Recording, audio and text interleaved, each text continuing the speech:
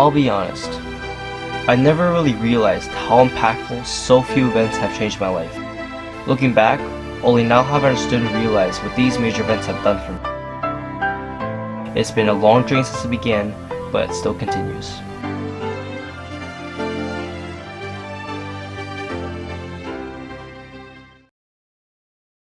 It's taken me over half my life to reach the point where I am today.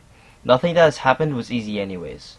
All felt like some struggle, but it's pushed me ever so closer to opening up new paths and new routes I never thought were possible. This is the Wat Lao Buddha Wat of Rhode Island. It is here where Lao people from New England congregate for temple prayers. It was here where my journey truly began. Sure at Chinatown, but I was barely 2 by the time we moved out. Despite my early memories of going on multiple occasions being vague, it's just one of those things you know for absolute sure that did something for you. I went to St. Francis of Assisi for 3rd grade, which is really weird since I was a Buddhist and not Catholic. I mean, just imagine me sticking out like that. That one Asian dude in the class. Hey! Hey! Hey! This is library! Yeah, they made fun of me a few times because I wore a Buddha on my necklace instead of a cross. And then there was like this whole issue that became this grade story of the year. And in a way, it was kind of on everyone's minds, even months afterwards.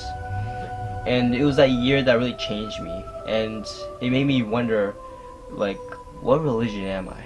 Am I Catholic, or am I Buddhist, or am I something, something else? The Department of Children and Families, or DCF, specifically for the one from Massachusetts, got involved halfway through my elementary school experience, which was also the time I began to attend the John F. Kennedy Elementary School here in Randolph for 4th and 5th grade. This really felt like a heavy time in my life. On top of attending a new school, the issue of DCF, and my parents, now came the passing of a loved one.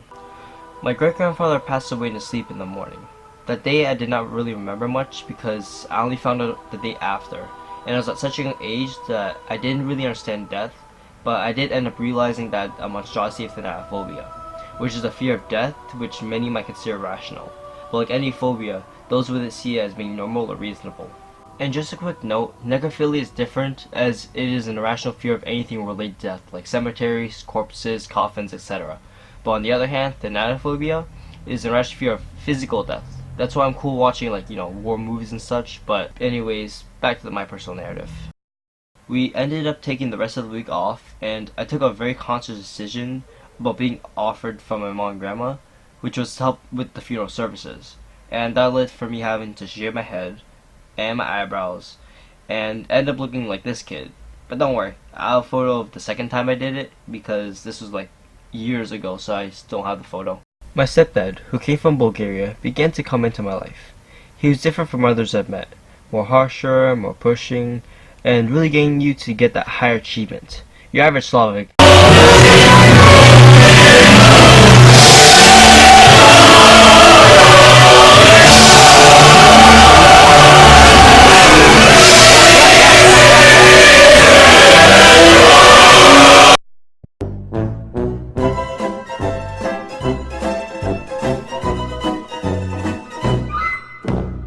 I soon was given an English Loud dictionary that my uncle used to own. It was here that I began another path to opening up to my family's history and past. High school came, and I feel I made one of the best decisions in my life, signing up to take Mandarin as a language. I became part of the GLA, or Global Leadership Academy, a program that was being offered to those of exceptional merit that were coming to freshman year.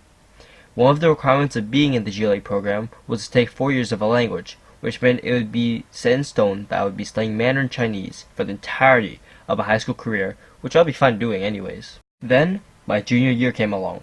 Unlike my freshman or sophomore years, my junior year was more lax in workload, but more heavy in terms of what those tasks required, especially for APA language. It led to many of us, including myself, to open up to the people in my class, both things that would bring joy and sadness. My great aunt passed away in October of 2018. I took a few days off from school, and once more, being a funeral from my mom's side of the family, I took the decision again to shave my hair and my eyebrows once more. This time, I held no regrets, and I felt like I really took up another large step in just reaching the point where I am now. Mandarin got cut out of the RHS curriculum by the time I completed my junior year. At least I won't get penalized as it was out of my ability to prevent that change due to the supposed budget cuts. Though the class was cut and I didn't take a language for my senior year. Despite the fact that Mandarin was cut from the curriculum and this year I'm not taking a language, I still study Chinese, both Mandarin and Cantonese simultaneously. Though even though it's more like a hobby, not really serious, I still try and do what I can every day to get better, especially since while I study, I also do sing a little bit to the lyrics, and through that, I feel like I've gotten a lot better at pronouncing words. But at the same time, I still haven't really improved that well in making sentences since I'm not used to talking to people in Chinese. Though I can still sing in Chinese a little bit better than I used to. I mean, if you heard me sing back in my freshman year compared to now, oh boy, I really wish I actually had a recording just to compare with that.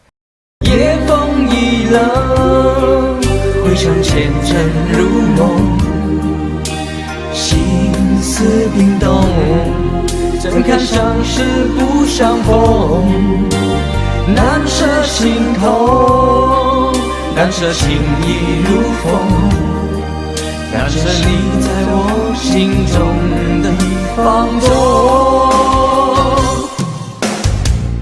我早已为你种下999朵玫瑰，从分手的那一天，999朵玫瑰，花到凋谢人已憔悴，千梦万世已随花事湮灭。